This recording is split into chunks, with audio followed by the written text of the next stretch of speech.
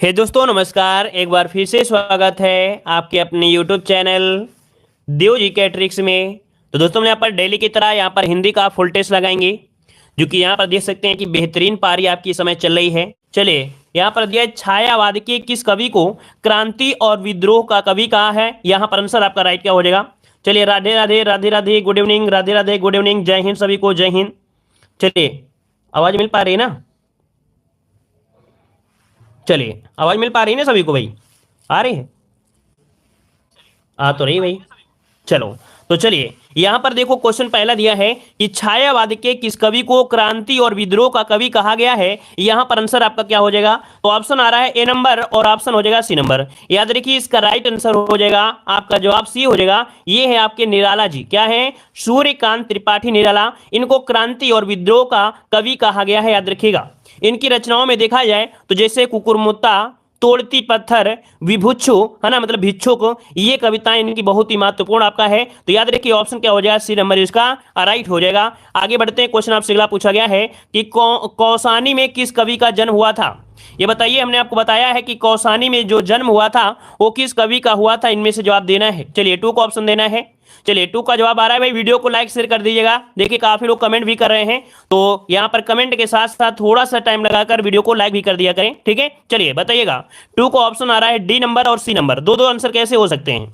देखिए इसका जो राइट आंसर होगा वो आपका हो जाएगा डी नंबर। याद रखिए सुमित्रा नंदन पंत का हुआ था, कौसानी में हुआ था, कौसानी में, है ना। कौसानी की अगर हम बात करते हैं तो ये जो आपका कौसानी में पड़ता है अल्मोड़ा जिला, अल्मोड़ा जिला जो कि उत्तराखंड में, है ना। और अगर हम बात करते हैं पंत जी का जन्म हुआ था वो आपके 1900 ईस्वी में हुआ था। याद रखिए 1900 ईस्वी में, ठीक है। इनकी एक बहुत रचना है, जैसे आपका पल्लव, है ना। पल्लव किसकी रचना है, इन्हीं की रचना आपकी है, ठीक है। आगे बढ़ते हैं, क्वेश्चन दिया गया है, क्वेश्चन आ गया है कि प्राविशेषण कहते हैं, प्राविशेषण किसे कहते हैं। चलिए जवाब दीजिएगा। चलिए, राधे राधे राधे राधे, टाइम फिक्स है भाई, टाइम से आया करें। चलिए बताइएगा प्राविशेषण किसे कहते हैं। तो देखिए भाई, जो विशेषण की विशेषता बताए, जो विशेषण की विशेषता बताए उसे प्राविशेषण कहते हैं। तो ऑप्शन क्या हो जाएगा, यहां पर आंसर आपका बी नंबर बिल्कुल सही जवाब आ रहा है, ऑप्शन बी हो जाएगा। आगे बढ़ते हैं, क्वेश्चन आपसे अगला पूछा गया है, सार्वनामिक विशेषण किसे कहते हैं। सार्वनामिक विशेषण कि आज कुछ क्वेश्चन आपके थ्योरी जैसे आपके ज्यादा मिल रहे होंगे कि सार्वनामिक विशेषण जो आपके क्या होते हैं। चलिए 44 की अगर हम बात करते हैं तो देखो संज्ञा के पहले आते हैं, अर्थात जो सार्वनामिक विशेषण होते हैं वो आपकी संज्ञा के पहले आते हैं। नोट कर लीजिएगा, क्वेश्चन आपको हमने कई बार बताया है कि सार्वनामिक वे विशेषण होते हैं जो संज्ञा के पहले आते हैं, ठीक है ना। क्लियर है आपका। चलिए, आपका अगला क्वेश्चन आपसे दिया गया है, क्वेश्चन आपसे अगला पूछा गया है, कह रहे आरोही का विलोम शब्द क्या हो जाएगा। आरोही का विलोम, चलिए आरोही का विलोम इनमें से क्या हो जाएगा। चलिए, आरोही की अगर हम बात करते हैं तो भैया आपका 5 का ऑप्शन हो जाएगा अवरोही हो जाएगा। क्या हो जाएगा, आरोही का जो बनेगा वो आपका अवरोही हो जाएगा, मतलब ऑप्शन जो बनेगा वो आपका ए नंबर इसमें से राइट हो जाएगा, ठीक है। चलिए आगे बढ़ते हैं, क्वेश्चन आपसे अगला पूछा गया है। चलिए, क्वेश्चन आपसे अगला पूछा गया है कि आसक्त किसका विलोम शब्द आपका है। आसक्त किसका विलोम होता है, यहां पर आंसर दीजिएगा, आसक्त किसका विलोम हो जाएगा। चलिए 6 नंबर में आसक्त किसका विलोम होगा। चलिए, ऑप्शन आ रहा है डी नंबर। देखिए आपका जवाब जो बिल्कुल सही है, यहां पर आसक्त का हो जाता है, यहां पर विरक्त हो जाता है, आसक्त का होता है विरक्त। अगर वहीं पर हम आपसे बात करें आश्रित का विलोम क्या होता है। चलिए बताइए आश्रित का विलोम, तो आश्रित में हो जाएगा निराश्रित। क्या हो जाता है, निराश्रित हो जाता है। घृणा की बात करें तो घृणा का क्या होता है, घृणा का होता है प्रेम होता है ना। और अगर हम बात करें निंदा का विलोम तो निंदा का विलोम क्या होता है, प्रशंसा होता है, प्रशंसा, ठीक है। चलिए बहुत अच्छे, अगला क्वेश्चन जवाब दीजिएगा। क्वेश्चन आपसे दिया गया है कि अंधकार का विलोम शब्द कौन सा है। अंधकार का विलोम इनमें से क्या हो जाएगा। चलिए, अंधकार की अगर हम बात करते हैं तो या तो हम लोग आलोक कह सकते हैं या तो इसे हम लोग प्रकाश कह सकते हैं, क्योंकि आलोक भी पर्यायवाची किसका होता है, प्रकाश का होता है। अगर ऑप्शन में प्रकाश ना होता तो आपका आलोक जरूर दिया गया होता है ना। तो ऑप्शन क्या हो जाएगा, यहां पर सी नंबर आपका राइट हो जाएगा। क्लियर हो गया है, क्लियर है। अच्छा, यहां पर देखो दिया गया है भूलोक। भूलोक का क्या होता है, विलोक होता है, भूलोक का विलोक होता है, ठीक है। अगला बताइए, क्वेश्चन आपसे अगला पूछा गया है, यहां पर दिया है जो कहा गया, जो कहा गया है, जो कहा गया है, इसके लिए शब्द इनमें से क्या हो जाएगा। चलिए देखिए, जो कहा गया है उसे क्या कहेंगे। तो देखिए इस वाक्यांश के लिए एक शब्द हो जाएगा कौन सा 8 नंबर में, ऑप्शन बी हो जाएगा कथित होता है। याद रखिएगा कि जो कहा गया हो उसके लिए कथित होता है, जो कि ऑप्शन लगभग सभी का जवाब यहाँ पर सही आ गया है। आगे बढ़ते हैं, क्वेश्चन आपसे अगला पूछा गया है, कह रहा आपसे घृणा किए जाने योग्य, घृणा किए जाने योग्य, और घृणा किए जाने योग्य के लिए क्या बोला जाएगा। चलिए 9 का ऑप्शन हो जाएगा सी नंबर। याद रखिए घृणास्पद कहते हैं क्या, घृणास्पदा मतलब ऑप्शन जो है आपका सी हो जाएगा। घृणा किए जाने योग्य जो होता है उसके लिए प्रयोग किया जाता है, घृणास्पदा बोलते हैं। ऑप्शन इसका आपका सी नंबर है, राइट हो जाएगा। ठीक है, आगे बढ़ते हैं, क्वेश्चन आपसे अगला पूछा गया है। यहां पर क्वेश्चन है कल का अनेकार्थी शब्द आपका नहीं है, कल का अनेकार्थी शब्द आपका नहीं है। चलिए 10 का ऑप्शन दीजिएगा, 10 का ऑप्शन कितने लोग यहां पर सही देंगे। चलिए 10 का जो ऑप्शन बनेगा वो आपका कौन सा सही हो सकता है। चलिए जवाब देना है, कल का अनेकार्थी शब्द आपका यहाँ पर नहीं है। चलिए भाई काफी लोग जवाब दे रहे हैं B number, C number, B number, C number. देखिए भाई इसका जो आपका दिया है बीता दिन हो गया है ना, यहाँ पर मशीन हो गया और आपका चैन हो गया। मतलब यहाँ पर जो ऑप्शन है आपका बी नंबर, यहाँ पर शोर ये आपका नहीं है, ऑप्शन आपका बी हो जाएगा। आगे बढ़ते हैं, क्वेश्चन आपसे अगला पूछा गया है, कह रहे बाघ किस शब्द का तत्सम रूप है। चलिए बाघ किस शब्द का तत्सम रूप है, यहाँ पर आंसर देना है। आपका सही जवाब क्या हो जाएगा, बाघ में। चलिए बाघ का तत्सम रूप बताना है 11 नंबर में। चलिए काफी लोगों के जवाब यहाँ पर आ रहे हैं। चलिए ऑप्शन आ रहा है ए नंबर, कह रहे हैं व्याघ्र हो जाएगा। चलिए भाई ऑप्शन जो आपका जवाब आ रहा है ए नंबर बिल्कुल सही है, बाघ का होता है व्याघ्र होता है, जो कि ऑप्शन आपका आ रहा है ए नंबर आपका राइट हो जाएगा। ठीक है, अगला क्वेश्चन जवाब दीजिए। क्वेश्चन आपसे अगला पूछा गया है कि यथार्थ में संधि कौन सी है, यथार्थ में संधि कौन सी है, यथार्थ में संधि। चलिए यथार्थ में संधि जो आपकी है कौन सी है। चलिए यथार्थ की अगर हम बात करते हैं तो देखिए अगर आप यथार्थ को अगर यहां पर तोड़ते हैं तो बनेगा क्या, सबसे पहले निकलेगा इसका निकलेगा यथा, क्या निकलेगा, यथा निकलेगा, और यथा के बाद इसमें निकलेगा अर्थ निकलेगा। अर्थात यहां पर ये हो जाएगा यथार्थ। तो भाई बड़ा निकल के आया कि नहीं आया, इसके बाद छोटा निकल के आ गया, तो इसका आंसर क्या हो जाएगा, बड़ा आ जाएगा। और बड़ा जो होता है वो किस में होता है, तो आपका आंसर ये हो जाएगा दीर्घ स्वर संधि, मतलब ऑप्शन ए नंबर राइट हो जाएगा। ठीक है, चलिए आगे बढ़ते हैं, क्वेश्चन आपसे अगला पूछा गया है। यहां पर दिया है प्रत्युपकार में उपसर्ग कौन सा है, प्रत्युपकार में जो आपका उपसर्ग है वो आपका क्या है। चलिए इसे तोड़िए जल्दी से, प्रत्युपकार को अगर आप तोड़ देंगे तो आपका आंसर आपको मिल जाएगा। चलिए प्रतिधन उपकार है ना, क्या निकलेगा, यहाँ पर प्रति निकल के जो आएगा वही आंसर इनमें से राइट हो जाएगा। मतलब आपका जवाब जो हो जाएगा वो आपका बी नंबर यहाँ पर राइट हो जाएगा, प्रति हो जाएगा। ठीक है, आगे बढ़िए, अगला क्वेश्चन आपसे दिया गया है। क्वेश्चन आ गया है कि कोई काम ना करके श्रीमती संध्या दिन भर मक्खी मारा करती हैं। ये बताइए मक्खी मारना मोहरे का सही अर्थ इनमें से क्या हो जाएगा। मक्खी मारना मोहरे का अर्थ क्या होता है, तो देखिए यहाँ पर होता है खाली बैठना ना, और खाली नहीं बैठना चाहिए भाई, मेहनत करते रहना चाहिए। ऑप्शन क्या बनेगा, यहाँ पर आपका डी नंबर राइट हो जाएगा, मक्खी मारना खाली बैठना। अगला क्वेश्चन आपसे दिया गया है, कह रहे संसद से सड़क तक ये काव्य के जो रचनाकार हैं वो आपके कौन है। यहाँ पर बताइए संसद से सड़क तक काव्य के जो रचनाकार हैं वो आपके कौन है। चलिए संसद से सड़क तक, चलिए यहाँ पर देखिए काफी लोग कह रहे हैं बफरिंग हो रही है, क्या बफरिंग हो रही है क्या, ऐसा तो कुछ नहीं है। थोड़ा अपना भी नेटवर्क देख लिया करें, हो ना, हो सकता है कि आपके नेटवर्क में योगी जी ने ये काट दिया हो आप कनेक्शन आपके टावर आवर का, तो अपना भी कनेक्शन कभी कभी देख लिया करें, है ना, मोबाइल में, वैसे बफरिंग नहीं हो रही होगी। चलिए बताइए यहाँ पर कि संसद से सड़क तक काव्य के जो रचनाकार हैं वो आपके कौन हैं। देखिए इसका राइट आंसर आपका आ रहा है बी नंबर है, ये सुदामा पांडे जो धूमिल है। कौन भाई, सुदामा पांडे धूमिल है। याद रखिएगा कि धूमिल ने भारतीय राजनीतिक के विसंगतियों पर व्यंग किया है, ऑप्शन हो जाएगा बी नंबर। आगे बढ़ते हैं, क्वेश्चन आपसे अगला पूछा गया है, कह रहा आपसे एक पर ही श्रद्धा अथवा आस्था रखने वाला। इसके पहले वाली क्लास में भी हमने आपको इस प्रश्न को समझाया था कि एक ही पर जो श्रद्धा रखता है अर्थात आस्था रखने वाला जो एक पर ही रहता है उसे क्या कहते हैं। चलिए यहाँ पर आंसर का क्या हो जाएगा, तो ये याद रखिए 16 का ऑप्शन हो जाएगा आपका सी नंबर, एकनिष्ठ होता है। क्या होता है, एकनिष्ठ होता है। यहाँ पर आंसर हो जाएगा सी नंबर राइट हो जाएगा। आगे बढ़ते हैं, क्वेश्चन आपसे अगला पूछा गया है कि तृष्णा में कौन सी संधि है। देखिए दिया है तृष्णा में कौन सी संधि है, तो भैया आप पता है तृष्णा शब्द में अगर आप तोड़ेंगे तो सबसे पहले तोड़ना ही सीखिए। जब तोड़ेंगे तो बनेगा क्या, इसमें निकलेगा ता, है ना, इसके बाद आपका सा होगा, लेकिन कैसा होगा, आधा होगा, और त्रा ऐसे होगा, त्रस धन आपका ना इस प्रकार से आएगा। मतलब यहां पर ये कह सकते हैं कि ना व्यंजन होगा जो आपके कह सकते हैं अड़ा के साथ से आपका है। ये एक नियम होता है कि संधि के नियम के अनुसार या तो ऋषि होगा या तो रा होगा या तो सा होगा। ऋषि रा और सा के बाद अगर ना होता है तो अड़ा हो जाता है, तो तृष्णा का हो जाएगा तृष्णा। तो आपका आंसर कौन हो गया, यहाँ पर व्यंजन का परिवर्तन हुआ है, तो आंसर सी हो जाएगा, व्यंजन ही आपका हो जाएगा। नोट कर लीजिएगा, ये रूल होता है कि अगर आपका ऋषि दिया हो या आपका यहाँ पर क्या रा दिया हो या तो आपका सा दिया गया हो, इसके बाद अगर कोई भी अगर ना व्यंजन आता है तो उसका परिवर्तन क्या होता है, ना का अड़ा हो जाता है, रूल होता है। ठीक है, आगे बढ़ते हैं। क्वेश्चन आपसे अगला पूछा गया है, कह रहा है पृथ्वीराज की आंखें शीर्षक नाटक के रचयिता कौन हो जाएंगे। पृथ्वीराज की आंखें शीर्षक नाटक के रचयिता कौन इनमें से कौन हो जाएंगे। चलिए बहुत अच्छे, यहां पर देखिए 18 का ऑप्शन यहां पर बी नंबर और सी नंबर, काफी लोग यहां पर जवाब दे रहे हैं, लेकिन इसका राइट आंसर हो जाएगा सी नंबर, राजकुमार राम कुमार, माफ करिए राम कुमार वर्मा है। याद रखिए कि पृथ्वीराज की शीर्षक ये नाटक है और इसके रचयिता है राम कुमार वर्मा है, राम कुमार वर्मा, जो कि ऑप्शन सी नंबर लगभग सभी का आ रहा है। चलिए आगे बढ़ते हैं। क्वेश्चन आपसे अगला पूछा गया है, कह रहा आपसे कि त्रिफला में समास बताना है, त्रिफला में कौन सा समास है।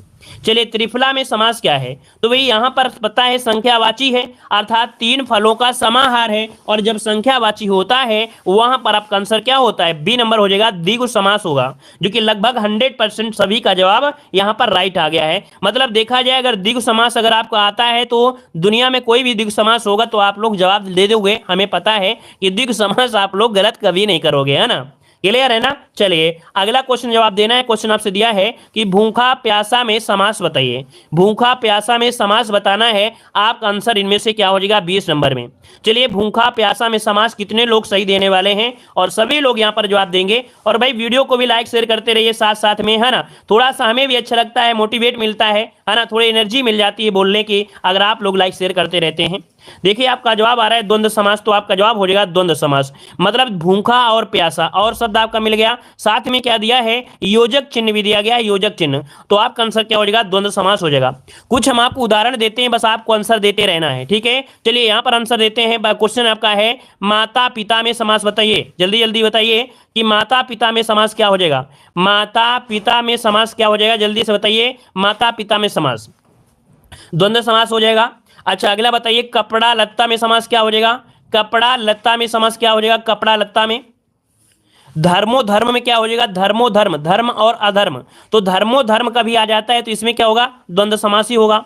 अगला बताइए, दुबला पतला में समास क्या है भाई, दुबला पतला में समास क्या है, जल्दी से बताइए, दुबला पतला में समास क्या हो जाएगा। चलिए जल्दी से बताइए, दुबला पतला में समास क्या हो जाएगा। चलिए दुबला पतला में जल्दी से बताइए भाई, दुबला पतला में समास कितने लोग सही देंगे। चलिए दुबला पतला में भी द्वंद्व समास दे रहे हैं, चलिए बहुत अच्छे, वेरी गुड। चलिए द्वंद्व समास होगा, इन सभी में द्वंद्व समास होगा। अच्छा ये बताइए, अच्छा ये बताइए कि भैया माता और पिता जेंडर चेंज है, भाई बहन जेंडर चेंज है, भूखा प्यासा है ना यहां पर है, लेकिन भैया दुबला और पतला मतलब एक ही तो होता है ना।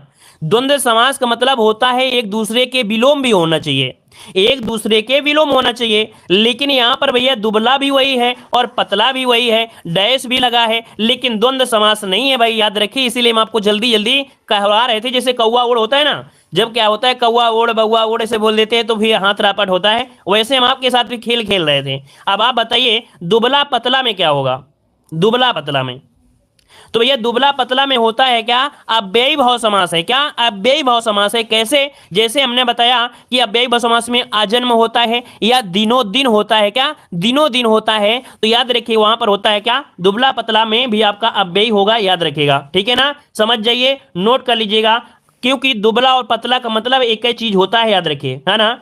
ऋण मुक्त दिया है, ऋण मुक्त में समास क्या है, तो ऋण से मुक्त हो गया है, अपादान आपका हो जाएगा, तत्पुरुष समास हो जाएगा, ठीक है। आइए यहां पर क्वेश्चन आपसे अगला पूछा गया है। चलिए क्वेश्चन है, निर्झर कामा सोता कामा झर निम्नलिखित में से किस शब्द के पर्यायवाची हैं। निर्झर, सोता और आपका झर, इनमें से 21 नंबर क्या बनेगा। तो चलिए भाई 21 की अगर हम बात करते हैं तो आपका आंसर क्या हो सकता है, निर्झर बोला जाता है, निर्झर बोला जाता है किसे, झरना को बोलते हैं या किसे बोलते हैं। ऑप्शन आपका हो जाएगा यहां पर सी नंबर, झरना। निर्झर, सोता, झर, ये झरना शब्द के क्या होते हैं, पर्यायवाची होते हैं, ठीक है, ये आपके झरना के पर्यायवाची होते हैं, याद रखिएगा। अगर यहां पर पूछ लेता कि सरिता, तो भाई सरिता अगर होता सरिता, तो सरिता होता है नदी का होता है, या हम लोग बोल सकते थे तटनी, या बोल सकते थे तरंगिणी, या बोल सकते थे अपगा, ये नदी के पर्यायवाची होते हैं, याद रखिएगा। क्वेश्चन बहुत बार पूछा गया है। अगला क्वेश्चन आपके सामने दिया गया है, कह रहे वितथ्य कामा अतथ्य कामा मिथ्या किसके पर्यायवाची हैं।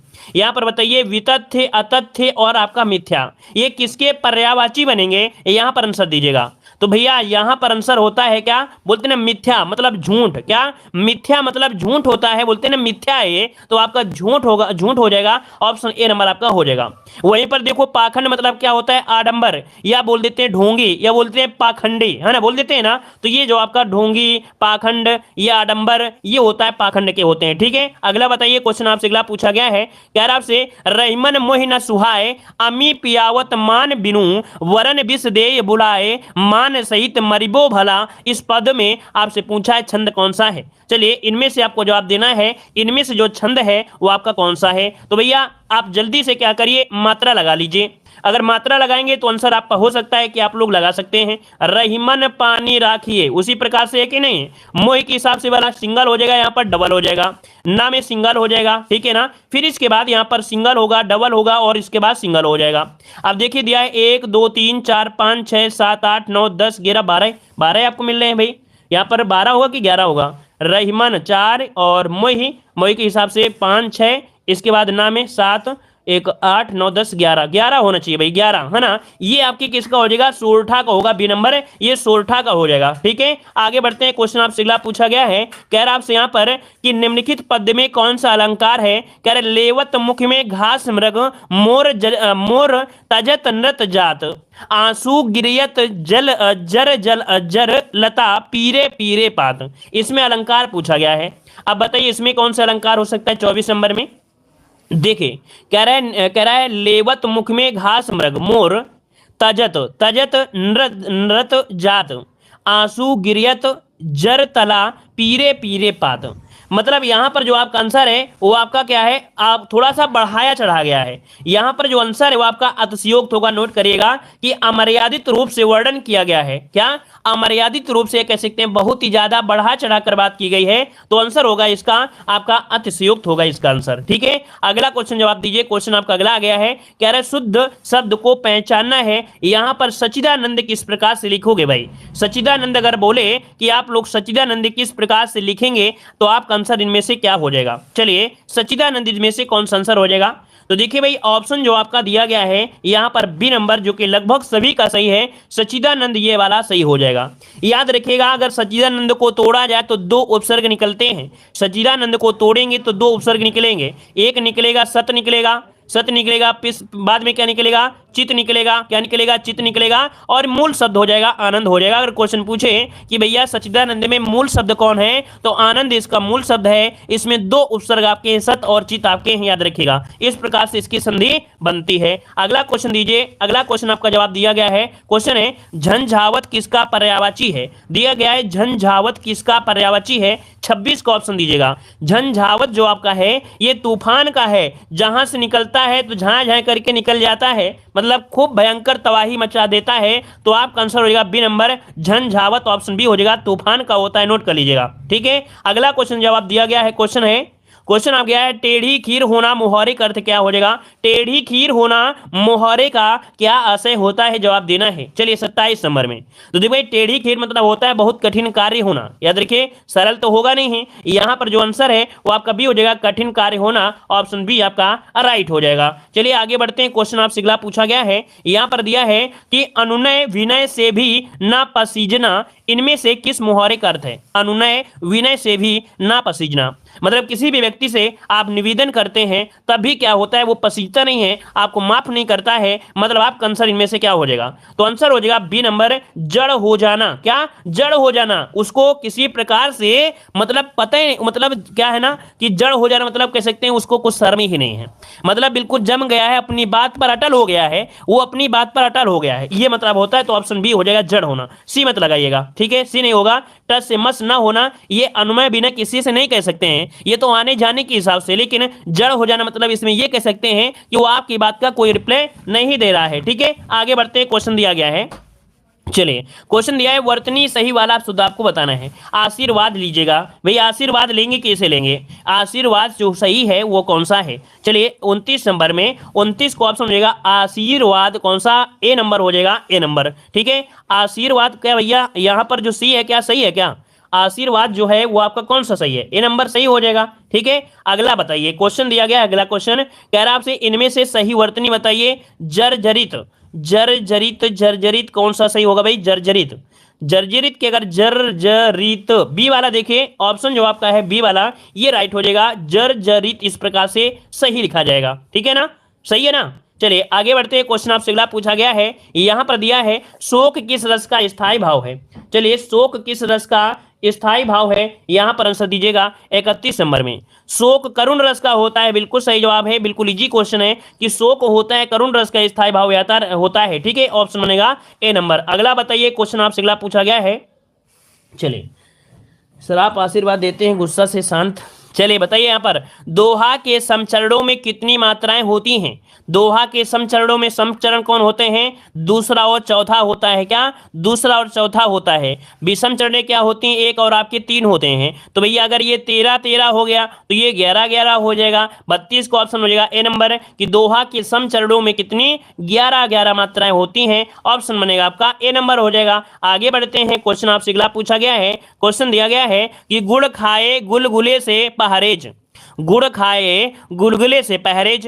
अब आप बताइए क्या हो सकता है, गुड़ खाने में कोई दिक्कत नहीं है और गुलगुला क्या कर रहे हैं, परहेज कर रहे हैं। मतलब क्या होता है ना, दिखावटी परहेज करना, या कह सकते हैं कि परहेज के नाम पे परहेज नहीं लगाएंगे। यहां पर होता है कथनी और करनी में अंतर। यहां पर आंसर आपका सी नंबर लगाइएगा, कथनी करनी में अंतर, क्योंकि हमने बताया था कि जो परहेज होता है, परहेज में परहेज शब्द लगाना उचित नहीं होता है। ठीक है, तो ऑप्शन क्या हो जाएगा, यहां पर आपका हो जाएगा कथनी करनी में अंतर हो जाना। ठीक है, अगला क्वेश्चन जवाब दीजिएगा। क्वेश्चन आपसे अगला दिया गया है, कह रहे असरफी की लूट कोयले पर छाप।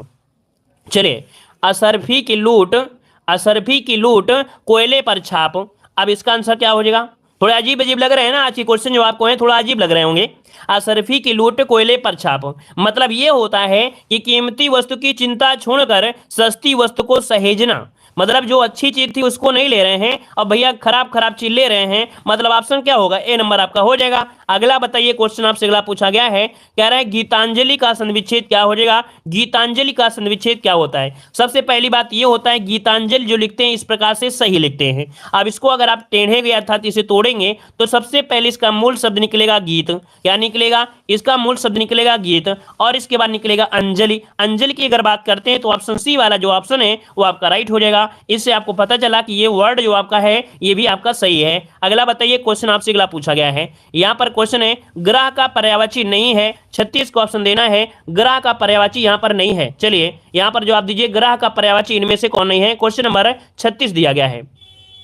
चलिए 36 नंबर की अगर हम बात करते हैं तो देखिए ग्रह मतलब होता है आवास, ग्रह मतलब होता है सदन, ग्रह मतलब होता है निकेतन, लेकिन क्या प्रवास होता है क्या भाई, प्रवास तो नहीं होता है ना। तो जिसका ऑप्शन आ रहा है यहाँ पर सी नंबर वो आपका राइट हो जाएगा। आगे बढ़ते हैं, क्वेश्चन आपसे अगला पूछा गया है, कह रहे चंद्र का पर्यायवाची नहीं है। चंद्र का पर्यायवाची नहीं है तो भाई देखिए चंद्र मतलब होता है क्या, हिमांशु होता है, चंद्र मतलब सुधांशु होता है, और चंद्र मतलब क्या होता है भाई, यहाँ पर सारंग होता है, लेकिन भाई ज्योत्सना नहीं होता है। अब बताइए कि ज्योत्सना होता है किसका होता है।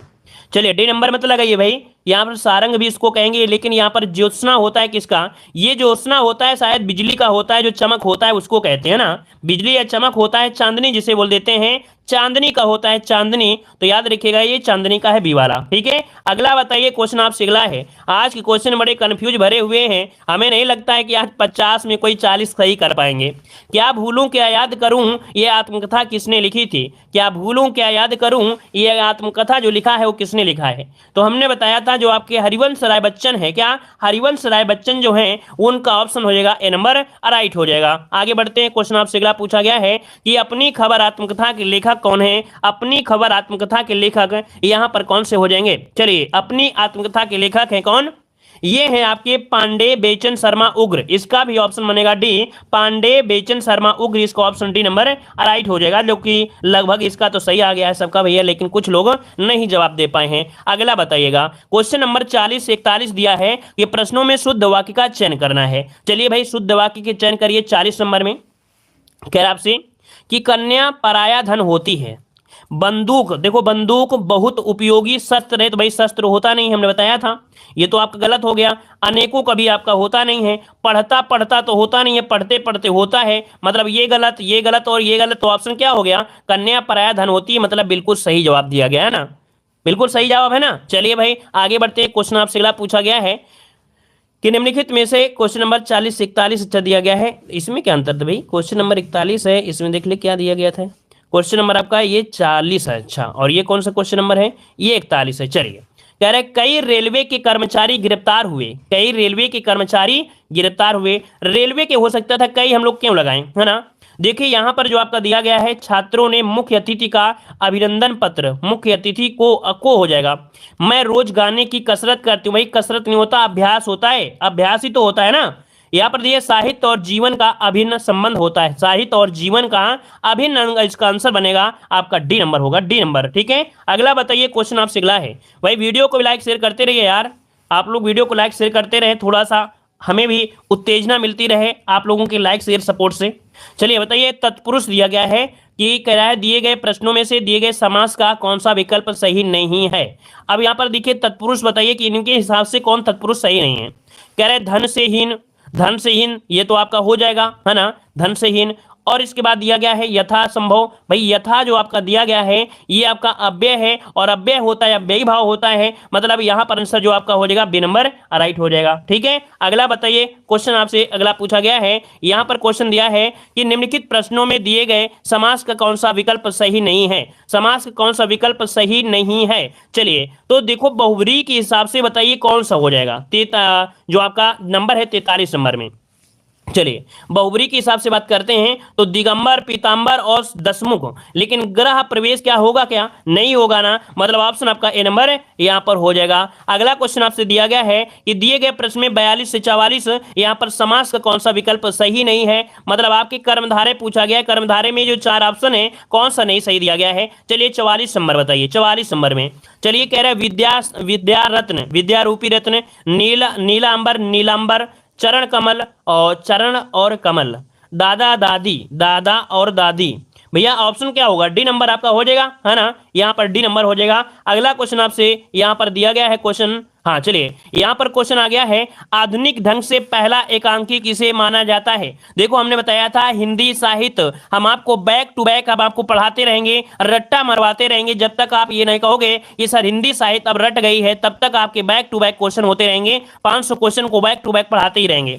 चलिए बताइए जल्दी जल्दी कि आधुनिक ढंग से पहला एकांकी किसे माना जाता है, आधुनिक ढंग से पहला एकांकी किसे माना जाता है। याद रखिएगा आपके बादल की मृत्यु, इसका ऑप्शन बनेगा आपका सी नंबर, क्या हो जाएगा, सी नंबर इसका ऑप्शन बनेगा। अगला क्वेश्चन दिया गया है, हिम तरंगड़ी किसका काव्य संग्रह है, हिम तरंगड़ी किसका काव्य संग्रह है, आपका जवाब क्या हो जाएगा। इस बार को प्रयास करें कि जो हिंदी साहित्य के क्वेश्चन है उनका आप लोग लगभग 80% क्वेश्चन सही करने का प्रयास करें, क्योंकि हमारा टारगेट था कि पहली बार पढ़ाएंगे तो 50% आप लोग सही कर सकते हैं, क्योंकि ऑलरेडी आपको आप लोगों का कुछ तो नॉलेज है, लेकिन जब दोबारा पढ़ाएं तो कम से कम 25% आपको इंप्रूव होना पड़ेगा, ठीक है। चलिए तो भाई हिम तरंगड़ी जो आपका है किसका है, ऑप्शन बनेगा आपका ये है आपके माखनलाल चतुर्वेदी है, और हिम तरंगड़ी के लिए इनको यहाँ पर पुरस्कार भी दिया गया था 1955 में। अगला है कि केशव दास द्वारा रचित आध्यात्मिक ग्रंथ का नाम क्या है, केशव दास के द्वारा रचित आध्यात्मिक ग्रंथ पूछा गया है, तो आपका आंसर क्या होगा, आध्यात्मिक ग्रंथ पूछे तो विज्ञान गीता है, याद रखिए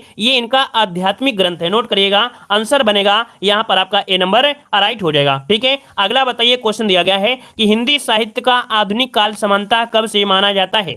चलिए हिंदी साहित्य का आधुनिक काल समानता कब से माना जाता है, आपका जवाब इनमें से क्या होगा 4 नंबर में, तो 4 का ऑप्शन हो जाएगा 1850 ईस्वी से माना जाता है, ऑप्शन बनेगा आपका ए नंबर। अगला क्वेश्चन दिया गया है, रामचंद्रिका किसकी रचना है। चलिए रामचंद्रिका की रचना जो किया है वो किसने किया है, यहां पर आंसर क्या होगा, चलिए केशवदास रामचंद्रिका, ऑप्शन हो जाएगा ए नंबर आपका हो जाएगा। अगला क्वेश्चन दिया है कि सीता वनवास से संबंधित एक काव्य रचना कौन सी है, सीता वनवास से संबंधित एक काव्य रचना पूछा गया है।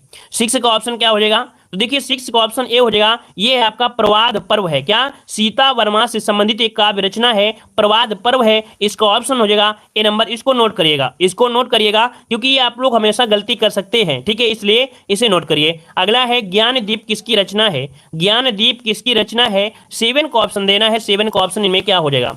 तो ये है आपके शेख नबी की है। ज्ञानदीप किसकी रचना है? ऑप्शन सी हो जाएगा, ये शेख नबी की है, शेख नबी, ऑप्शन सी हो जाएगा। अगला क्वेश्चन आपसे दिया गया है कि जयशंकर प्रसाद जयशंकर प्रसाद की पहली कहानी कौन सी है? जयशंकर प्रसाद की पहली कहानी पूछा गया है, आपका जवाब इनमें से क्या हो जाएगा? चलिए ग्राम, याद रखिए ग्राम जो है ये जयशंकर प्रसाद की पहली कहानी है, ऑप्शन बनेगा आपका ए नंबर राइट होगा। अगला क्वेश्चन दिया गया है रामचरितमानस की रचना किस कवि ने किया है? रामचरितमानस की रचना किस कवि ने किया है? यहां पर आंसर क्या होगा? तो देखिए आपका जवाब हो जाएगा यहां पर कौन सा? चलिए 9 का ऑप्शन बी तुलसीदास की है, रामचरितमानस तुलसीदास। ये बताइए कि ये कौन सी भाषा में है? तो भैया आपके अवधी भाषा में, याद रखिए अवधी भाषा में है, ठीक है। अगला बताइए गोदान का लेखक इनमें से कौन है? गोदान का लेखक इनमें से कौन हो जाएगा? गोदान का लेखक इनमें से कौन है? और इसका जवाब आप लोग कमेंट। चलिए धन्यवाद।